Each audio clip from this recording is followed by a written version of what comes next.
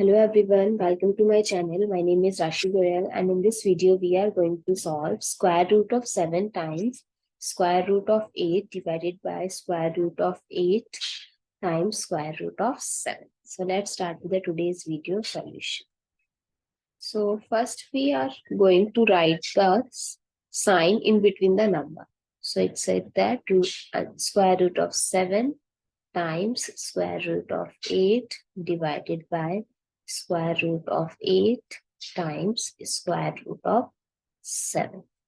Now I'm going to write it in a standard form. So square root of 7 times square root of 8 divided by square root of 8 times square root of 7. Now I'm going to apply the BODMAS rule.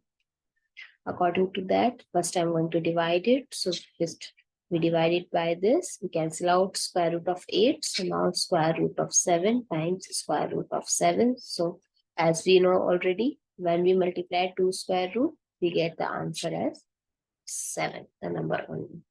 I hope it's clear and you find it useful. So please give a thumbs up and do subscribe to my channel. Stay tuned.